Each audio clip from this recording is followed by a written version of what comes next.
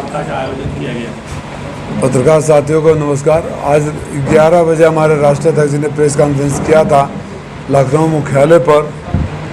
उन्हीं बिंदुओं पर हम पुनः स्थानीय स्तर पर भी ये बात करना चाहते हैं कि मतगणना निष्पक्ष रूप से होनी चाहिए।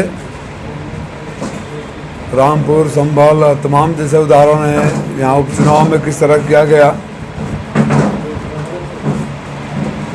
हम ये अपेक्षा करते हैं कि हमारे सरकारी जो अधिकारीगण हैं किसी दबाव में नहीं आएंगे और जो एग्जिट पोल के माध्यम से मनोवैज्ञानिक रूप से दबाव बनाए जाने की कोशिश की जा रही है, ये फर्जी एग्जिट पोल वाले वही हैं जो भारतीय जनता पार्टी से पैसे लेकर बूथ मैनेजमेंट का काम करते रहे हैं। आपने तमाम वो देखे। आप तो यहाँ सारे पत्रकार बंधु, नाम लेना ठीक नहीं, सब जानते हैं कि यहाँ का भी परिणाम क्या है। और एग्जिट पोल भी ऐसे कि लोक जनशक्ति पार्टी बिहार में 5 सीटों पर लड़ रही है, उनको 6 जिता रहे हैं। एक ने तो राजस्थान में 25 सीटें, ये 32 दे दिया। हिमाचल प्रदेश में 4 सीटें हैं, 6 सीटों पर जिता रहे हैं। तो इससे एक जो मनोवैज्ञानिक रूप से दबाव और भय का माहौल पैदा किया जा रहा है, इसकी हम निंदा कर रहे हैं। आज सुबह मुझे अचानक खबर आया कि हमारे यहाँ जो नवीन मंडी में सीसीटीवी बंद हो गया है। पता किया तो पता चला कि बोले कि जनरेटर बंद हो गया है, जनरेटर का तेल का पैसा नहीं है। फिर मंगा गया, फिर दोबारा बंद हुआ। मैं अधिकारियों से बात किया तो वापस शुरू हुआ सीसीटीवी। ये सब बातें हो सकती है कि टेक्निकल प्रॉब्लम रहा हो, लेकिन जिस तरह का माहौल सुप्रीम कोर्ट की बहस से लेकर ज़मीन स्तर पर चल गया है, जिस तरह से माहौल भारतीय जनता पार्टी ने अपने एग्जिट पोल वालों के माध्यम से बनाया है, हर कार्यकर्ता के मन में ये शक है, हर आम आदमी के मन में ये शक है। हम लोग जब गांव में प्रचार करने जाते थे तो गांव की महिलाएं जो नहीं पढ़ी लिखी हैं, मजदूर वर्ग की हैं, वो भी कहते थे बाबू उठवा तमनी के आपे के दिल दी बसनिया में से चुरा लेते हो सर। तो अगर इस तरह की क्रेडिबिलिटी नीचे हुई है तो माननीय चुनाव आयोग की भी जिम्मेदारी बनती है। जो वर्तमान में अधिकारी यहाँ काम कर रहे हैं, चाहे बड़े स्तर से छोटे स्तर के हो, इस समय माना जाता है कि चुनाव आयोग के निर्देशन में काम करते हैं। तो चुनाव आयोग के मानकों का पालन जरूर होना चाहिए। और परिणाम जब कल सामने आएगा, जिस तरह से यहाँ अब तो हम बोलेंगे तो आप लोग बोलना शुरू कर देते हो, आर्टिस्ट की पहले रोना शुरू कर दिए। यहाँ जिस तरह के मंत्री जी लोगों ने काम करवाया, मैं उस विवाद में नहीं जाना चाहता था, लेकिन हम जानते हैं कि बहुत ऐतिहासिक बहुमत के साथ कल हम लोग सीट जीतने वाले हैं, चाहे कोई कुछ भी करा ले। एक दीवार टूटी हुई है, बाउंड्री वॉल की, हम लोग गए थे वहाँ। आप भी पत्रकार साथी जाएंगे तो बाउंड्री वॉल जिसमें मशीन रखी है, एक तरफ दीवार टूटी हुई है, एक तरफ मिट्टी रखकर ऊंचा कर दिया गया है कि कोई भी आदमी आ सकता है। सीसीटीवी खराब हो गया।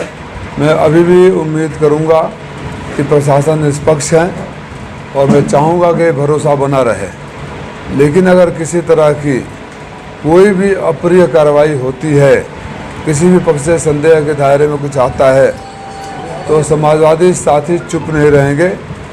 हमारे हजारों साथी मतगणना के समय मौजूद रहेंगे। इसलिए मेरा निवेदन सत्ता पक्ष से भी है और शासन से भी है, प्रशासन से भी है कि लोकतंत्र के चीरहरण नहीं होना चाहिए। अच्छा, धांधली किस प्रकार से हो सकती है, क्या इसमें संभावना है? आप लोग पत्रकार साथी तमाम समय समय पर रिपोर्ट करते रहे हो। आप सब जानते हो कि धांधली किस किस प्रकार से होती है, आप सबको पता है। पोलिंग तो बहुत पीसफुल हुई, जिस तरीके का माहौल लोग सोचे नहीं थे उससे भी बेहतर हुई। जिला इंतजामिया की जितनी भी तारीफ की जाए कम। मैंने स्वयं व्यक्तिगत रूप से मिलकर उन लोगों को सबको धन्यवाद किया है, इसीलिए भरोसा कायम है।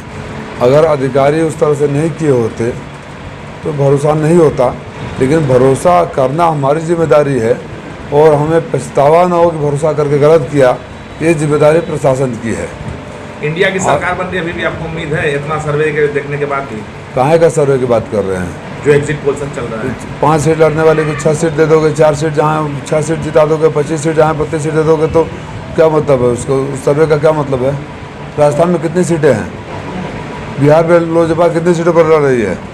हिमाचल प्रदेश में कितनी सीटें हैं? कितने लोग, आप तो पत्रकार साथी ग्राउंड लेवल पर हर जगह दिखते थे, आप में से कोई सर्वे करने वाले से मिला? हम में से तो कोई नहीं मिला। कोई आप साथी में से देखा हो कि कोई सर्वे कर रहा है? मिला? नहीं मिला। और जिस तरह से आंकड़े देख लीजिए, पिछले विधानसभा के आंकड़े देख लीजिए, जातीय आंकड़े देख लीजिए, लोगों के बीच लोकप्रियता देख लीजिए, किसी भी पैरामीटर पर ये घोषित लोकसभा, आप लोग में से सारे जानते हो, मेरे से व्यक्तिगत रूप से कहते भी रहते हो कि आप जीत रहे हैं। तो अब यहाँ का भी कोई एक चैनल दिखा रहा है कि कोई और जीत रहा है, तो इस तरह से माहौल तो पैदा होगा ना। आपने सुप्रीम कोर्ट तक जो बात चली गई, बार बार जो बात बहस हुई, राष्ट्रीय चैनलों पर बहस हुई, उसके पीछे कुछ तो वजह रही होगी। लेकिन ज़्यादातर एग्जिट पोलों में आपको लीड दिखाई जा रही है। देखिए, मैं तो एग्जिट पोल नहीं, एग्जैक्ट पोल की बात कर रहा हूँ। एग्जैक्ट पोल में मैं समाजवादी पार्टी का प्रत्याशी लाखों वोट से जीत रहा है। आप अगर पीछे का, आप सारे अनुभवी पत्रकार हो, सबको ग्राउंड रियलिटी पता है। 2 ही 3 पैरामीटर होता है ना, कैंडिडेट के क्या कार्यशैली, लोकप्रियता, जातीय समीकरण और पिछले मतों का समीकरण। आप तीनों में से जोड़ घटा लीजिए, परिणाम आप ही बता दोगे। राय साहब, नेशनल पॉलिटिक्स में आपकी गहरी नज़र रहती है। जयराम रमेश ने कहा कि 150 डीएम को अमित शाह ने फोन किया है। इसको लेके जो इलेक्शन कमीशन, आप चीफ इलेक्शन कमीशन ने नोटिस दे दिया है, किस तरीके से ले रहे हैं? जब राष्ट्रीय अध्यक्ष ने वोटर लिस्टों में हेराफेरी का आरोप लगाया था, तो ये चुनाव आयोग ने राष्ट्रीय अध्यक्ष जी को भी नोटिस दिया था। जब हमने एफिडेविट पर जवाब दे दिया तो खामोश क्यों हो गया? इसका मतलब जो हमने बोला था सच था, और सच था तो चुनाव आयोग ने कार्रवाई क्यों नहीं किया? ये चुनाव आयोग माननीय प्रधानमंत्री जी की बातों पर नोटिस क्यों नहीं जारी करता है? भाजपा नेताओं पर नोटिस क्यों नहीं जारी करता है? चुनाव आयोग धृतराष्ट्र बना बैठा है। मैं फिर दोहरा रहा हूँ आपकी बात के जवाब में, हम माननीय राष्ट्रीय अध्यक्ष जी ने जो आरोप लगाए थे, उसके बाद जो नोटिस हुआ, एफिडेविट के साथ सबूत दे दिए कि चुनाव आयोग खामोश क्यों हो गया, और कोई पत्रकार साथी किसी भी प्रेस कॉन्फ्रेंस में चुनाव आयोग के सामने सवाल क्यों नहीं उठाया। मतदान से लेके मतगणना के दिन पहले तक कितना आप संतुष्ट हैं प्रशासन या जो भी व्यवस्थाएं होती हैं निष्पक्षता को लेके? क्या कोई? देखिए, मैं उन लोगों में से नहीं हूँ जो अनर्गल आरोप लगाता है।